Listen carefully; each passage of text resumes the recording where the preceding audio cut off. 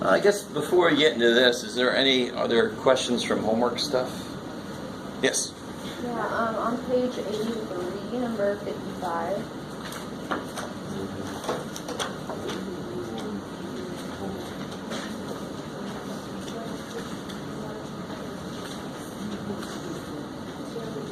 Alright, hold on to that one, because I actually haven't finished talking about arithmetic and geometric sequences yet. That's one thing we have to discuss today. Okay. It's pretty simple to kind of plug and chug, but some of them get a little freaky. Okay. Alright, so we haven't officially talked about that yet. So what I want to do today is do this, talk about arithmetic geometric sequences, finish up section 1.7, go back and talk about radicals, square root of stuff and stuff like that. And then maybe get a little percentages based on how much time we have left. This Thursday, we're going to have our first quiz.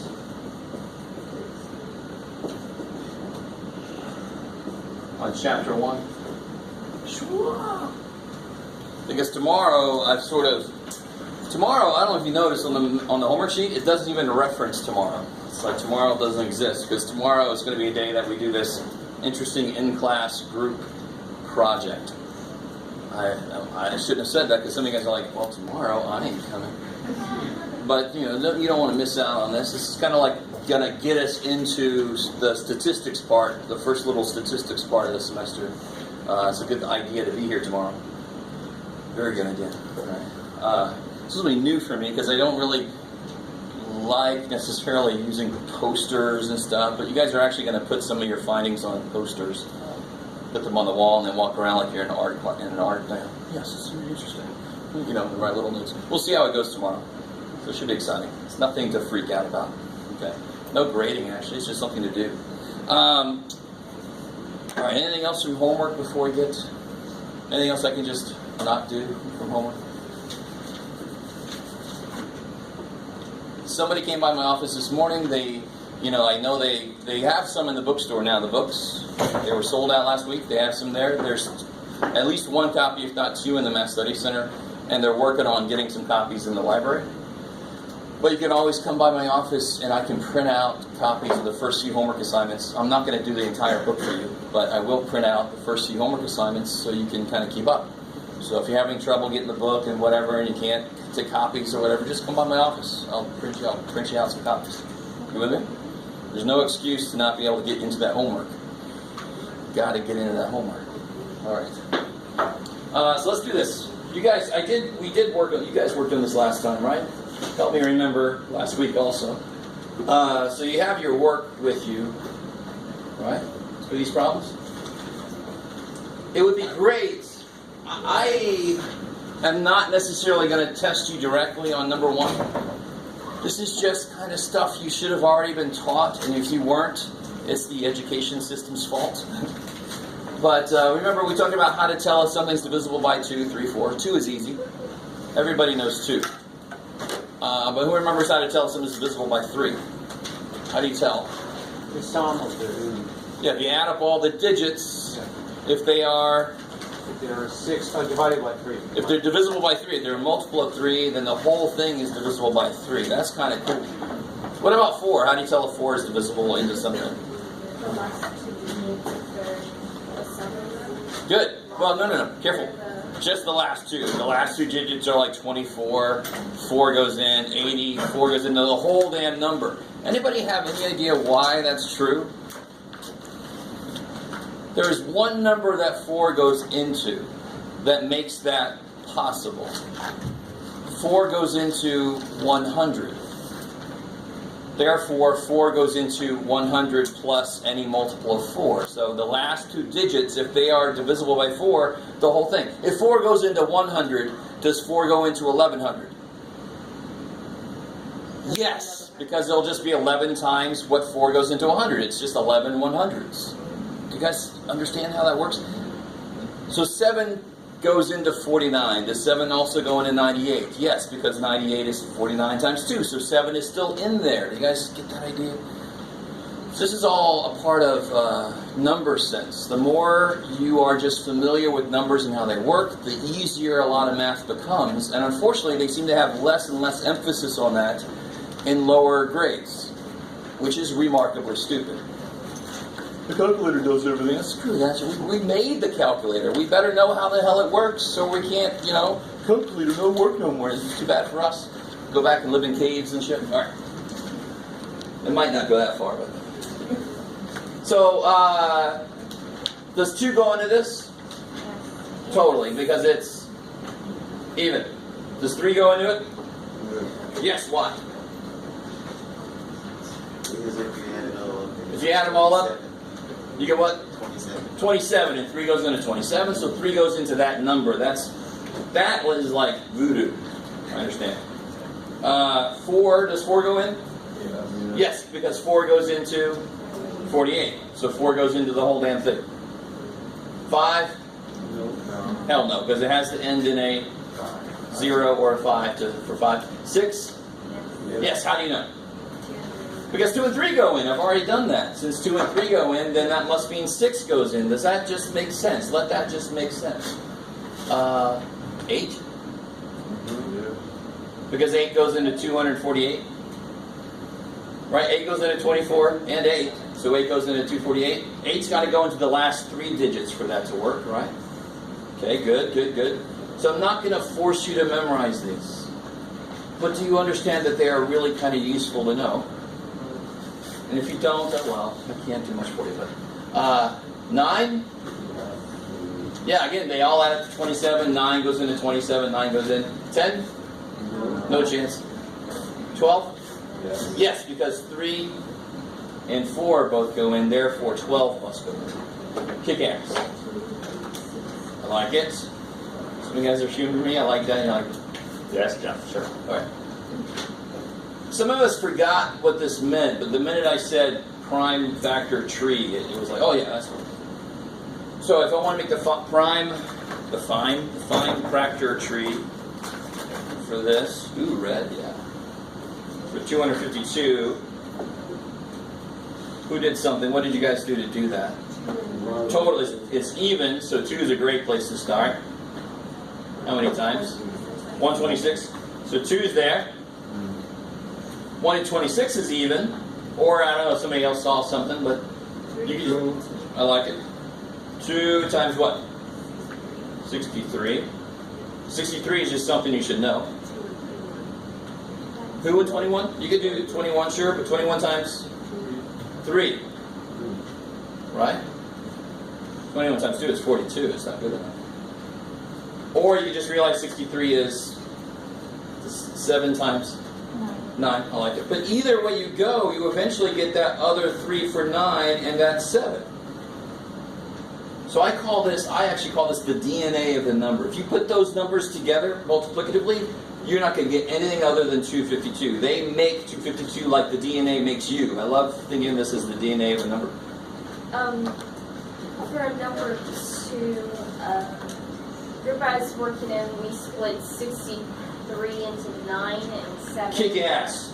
So, I'm sorry that was an excessive reaction to that statement. But real quick, let me catch up to where you are. So like I said, if you did 9 times 7 here, isn't 9, what's 9? 3. So no matter which way you went, you still got the 2 3s and the 7. The 2 3s and the 7, you just got them in a different order. Does that make sense? I don't care which way you break it up, it's going to end up at the same place at the end. There's only one way. Its DNA is its DNA, period. I don't care which way you get to it. I like it. I appreciate it. Enjoy it. Okay. Alright, and please, dear God, let me know if you have a question. This should be relatively easy stuff, sort of a review, but it's been a while and you got to dredge it back up. This is a little bit weird with the wording. Greatest common divisor means the biggest thing that goes into them. Least common multiple is another name for like least common denominator. So if I want to do 48 and 72, what's the biggest number that goes into both? And I don't know if you remember this. What's the difference between those two? Subtract those. What do you get? 22. 24. Right? 24. I like it. I can't hear it, sorry. So 24. So very often that's a good thing to try first. So for example, if I write multiples of 3, of course, how far apart are those? Multiples of 3? What's 9 minus 6? 3. Of course it is. If I write multiples of 3, they're going to be 3 apart. That's the whole freaking idea. So maybe these are multiples of 24 because they are 24 apart. Now look, are these 3 apart? Are they multiples of 3? Okay, so if you look at the difference, it's a place to start. And if it's not 24, maybe it's 12 or 4 or 6, some parts of 24. You guys gotta see that. That's the thing that's missing now that you should get a lot of early on. If you play with numbers and start to see how they work, everything else is easier to build on top of that. But I think you guys don't get as good of a foundation anymore. It sucks. And I'm sorry for that. I apologize to you. From the math education community, I can't do shit about it. I'm sorry. It's just one head. So yeah, indeed, 24 goes in. 24 times what for 48? 2. And what's this? 24 times 3. I love it. And think about it. It's just one more 24. There's 2 24s in 48, so there must be 3 24s in 72. Because there's one more 24 up. There's a lot of neat ways to think about numbers. I'm obviously a math geek. So I have a lot of ways to think about numbers, but I mean, some of the stuff you should just be able to do. Now watch this. So that's the greatest, 24 is the GCD, the greatest common divisor, the biggest number that divides into both. Do you remember the way I showed you to get the LCD? What's this guy missing that he's got? What's this guy missing that he's got? 3. So give him a 3. What's this guy missing that he's got? 2. Both of these are now the same number. You've multiplied them up to become the same number. What is that number? What's twice 72? 144. And you can check it. They're all 144. So that is the LCM, the least common multiple, otherwise known as the LCD. They mean the same thing, really. Just the LCD is if they're on the bottom of something. Ooh, right? You always kind of buy this for everything. For all LCDs kind of stuff, you can do this. Break it up according to the biggest number, and then just give each one what else they're missing. It's crazy that that's that easy. It's crazy. So because, like, I don't think you know what easy means, Jeff. It's hard to believe this because it's just so nice. Okay. Is everybody cool with the first 3? I'm sorry. Can you see the one again? Sorry.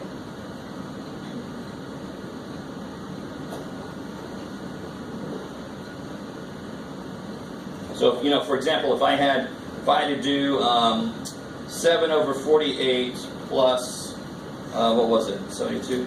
5 over 72. We just figured out that this is missing, this was the 2 times 24, so this is missing a 3, and this was missing a 2, right? But there you go, so it would be 21 plus 10 over 144. That's what we did before, 31 out of 144. That makes fractions so much easier no matter how big and ugly the bottoms get. Let that be true. Alright. So the next few are just really order operations, and do you know how negatives work, stuff like that? What do I have to do first here? Good. So what do you get? 5 minus 12? Good. -7 inside, right? So I wrote everything else exactly the way it is. -6 minus, and then inside I get -7. Now what can I change here now? I like it. So one way to think about this is -1 times -7, which becomes +7. Yeah.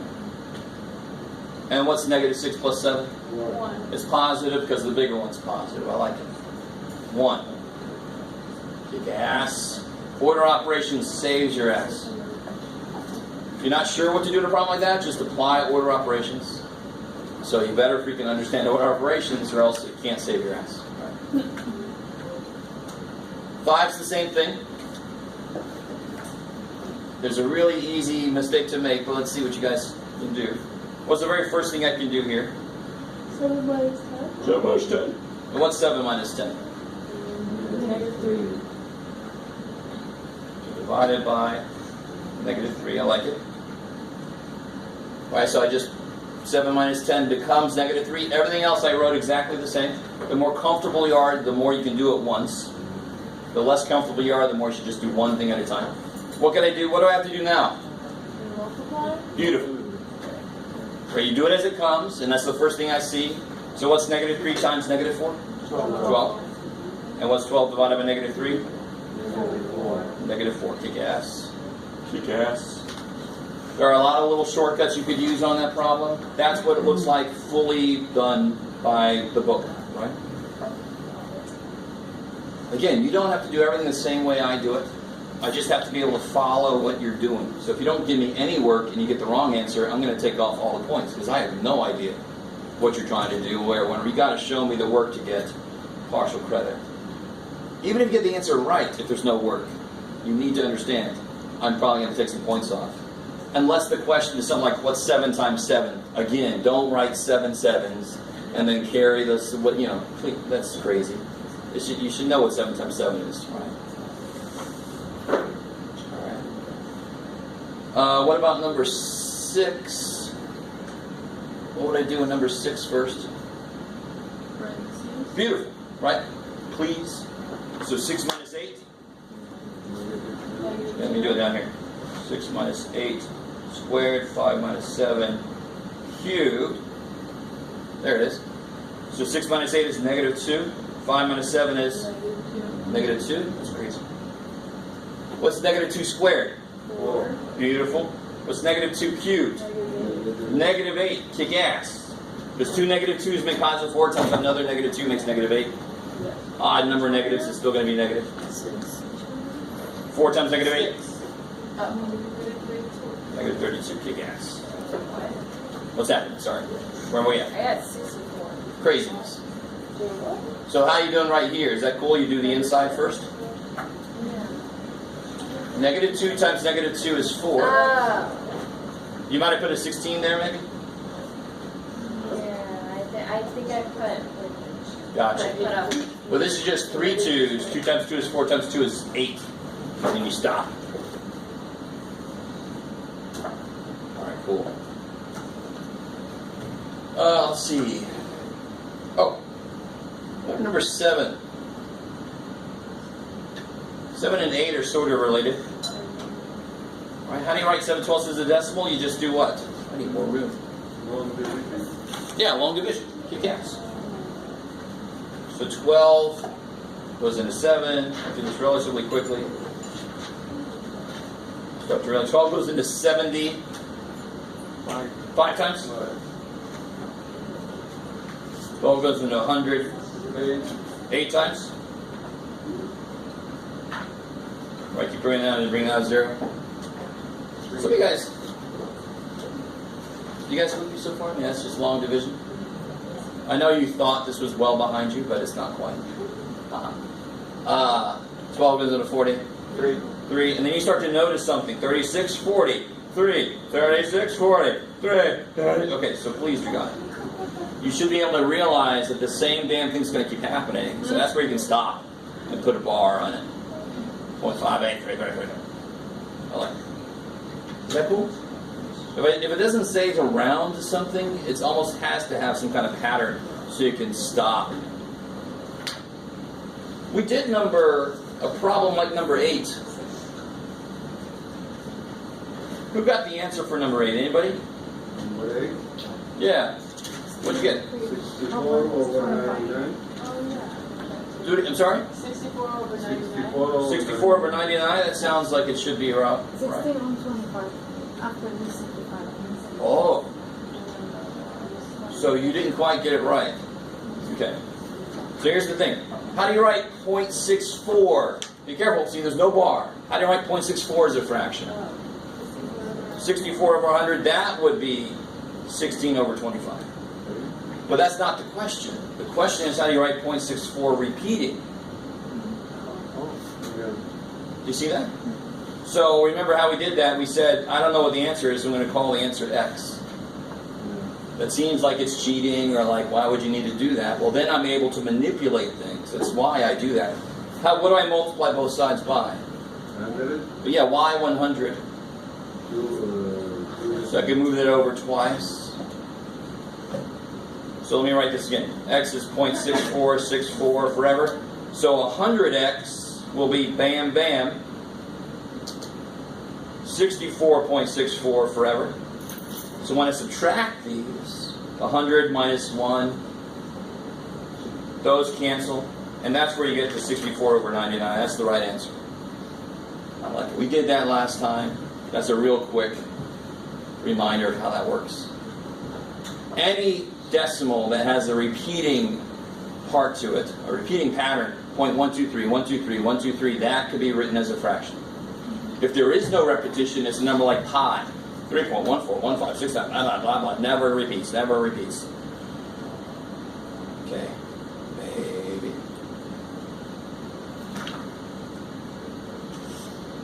Oh yeah, our favorite section. Fractions. How do you, alright, now let me show you this, because I don't know if you've ever seen this. How do you divide fractions? What do you do? Like if I had 2/3 divided by 8/9. How do you do that? My God, that's big. Sure. Yes. Yes. You take the fraction on the right side, you flip it, so it'll be 9 over 8, and then you just multiply. I love it. Does anyone know why you do that?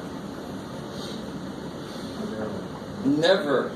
For me especially, never just take what I say as, well, he said to do it that way. I'll do it. Always say, why the hell? And if the teacher can't explain it, they need to get a different job, because that's their job, is explaining shit.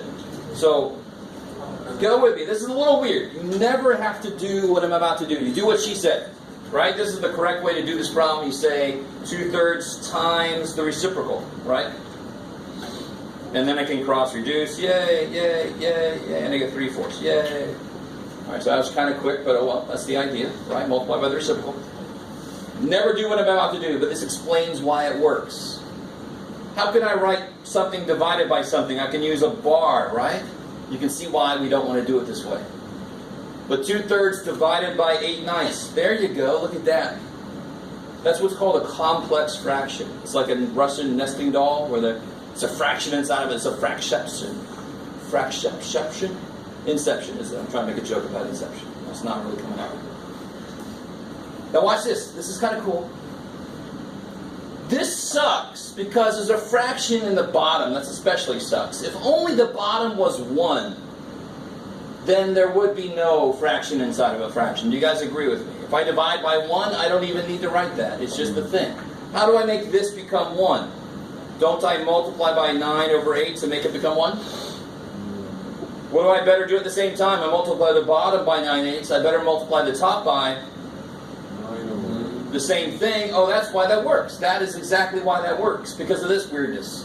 Because now it's going to be 2/3 times 9/8 divided by 1.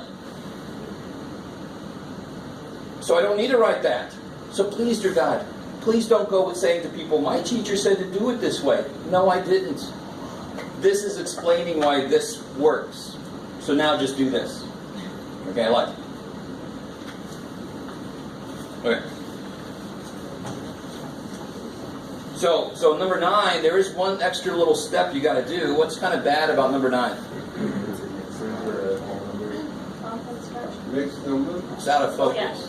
All right. Yeah, the mixed number piece. So this is -3/7 divided by, how do I make that mixed number into an improper fraction? -15 over 7. Yes, 7 times 2, 14 plus 1, 15. So -15 over 7. And now we do it like we just said. It'll become -3/7 times what? -7 over 15. Yeah, -7 over 15. So the -7s, what happens to them? Cancel. Yeah, I can cancel that with that. And what happens with 3 and 15? 1 over 5. So the answer is 1 over 5. It's kind of hard to follow after I've done it. So you got to be careful about who's left alive at the end. Yes? When you do the -15 over 7, do you is both numbers considered negative? If both were negative, the negatives would cancel, and then the number would be positive. So if there's only one negative in a fraction, you could put it on the top, you could put it out front, or you could put it on the bottom. There's not two of them to go both. There's only one negative. Good question, though, because that gets confusing. But does that make sense? It can't be negative and then suddenly become positive. Ooh, I like it. So there's only one negative, and normally we put it on the top or out front. We don't put it on the bottom because it gets lost. Okay, I like it. Okay. Today we're going to talk about this stuff, so let's pass that by. Yeah, I said to go down to 19 now, right? Now, when you see this, please apply the properties of exponents. This would be 3 to the what? 5. Now, the most common mistake on this kind of problem, tell me what this person did wrong. What were they thinking? Holy crap, Jeff, come out of there. That's the correct answer. Do you see why that makes complete sense? How many 3s do I see? Well, I see 3 3s, 2 3s, so I see 5 3s. This person, I would say to them, I don't see any damn 9s. How did you get 5 of them? Holy shit. So, is there multiplication happening here yet? No, that's what exponents are doing. They say, you need this many of these to multiply eventually. So you don't multiply these together. That doesn't make any sense. You just collect how many of them you've got. I've got 5 3s. That's why I just add the exponents. I don't change the bases. But you can see how it's an easy mistake to make. Your brain goes, 3 times 3 is 9, yay! This was the same idea, except now what do I do with the powers? So the last one equals 3 to the 5th? 3 to the 5th. Okay. And if you wanted to, you could figure out what that is, but, you know. Okay. It'll be 243, right? But it's 3 to 5th is good. What happens here, sorry? So it'll be what to the what? 4 to negative 3. Not negative 3, positive 3. How many 4s cancel? How many 4s are on the top? How many 4s are on the bottom? How many 4s cancel? 3. How many are left? 3. Oh, where? On the top, because that's where more of them were. So it's positive 3. It's not on the bottom. 6 minus 3 is positive 3. Done. And then 21 now, we got our negative exponent. What's that going to be? 1 over 64. Yeah, 1 over 8 squared. Because the negative means flip those things. So 1 over 64. And 4 cubed is small enough. What is 4 cubed?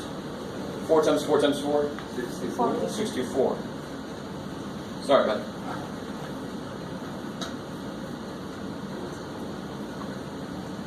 Sweet.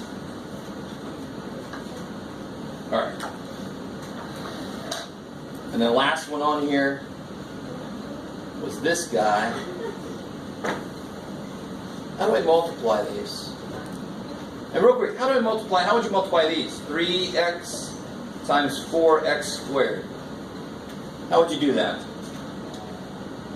12. Yeah, you would do 3 times 4 is 12. X times x squared is kick ass. So you multiply the things that you can multiply. That only makes sense. If you can't multiply them, guess what? You're not going to. So here, what can I multiply? 3 times 2.5. Yeah, what's 3 times 2.5? 7.5. 7.5. Times 10 to the, what do I do with the powers? 10 minus 8 minus 5, 3. Yeah, because when you have multiplying like bases, you add the powers. So 10 to the third. And then they ask for decimal notation, so how do I change that back to just a decimal notation, like a real number? 7,500. Good, because I want to move the decimal how many places? Which direction? 3 up. Make it big. So 7, and then once to get around the 5, and then 2 more steps gives me 7,500 kick-ass. Alright, cool. Man, that was a little quick, but it should be mostly review stuff. Please, dear God, let me know when that's not true. Alright. So what I want to do today, I first want to finish out section 1.7.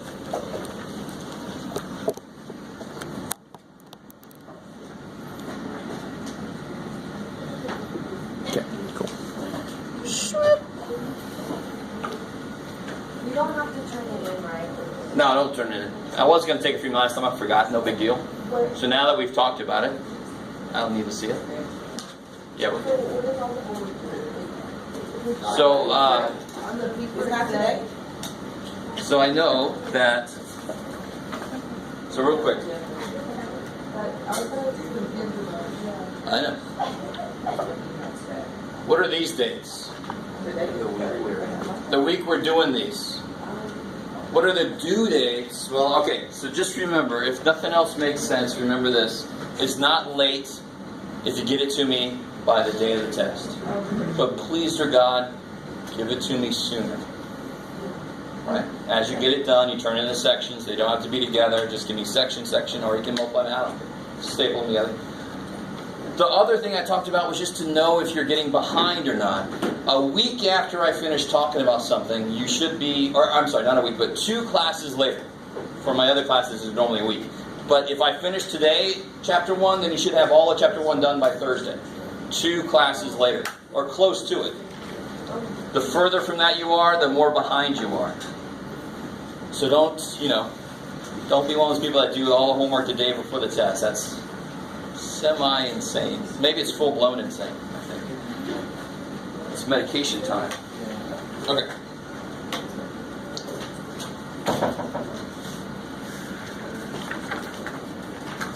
So let's do this.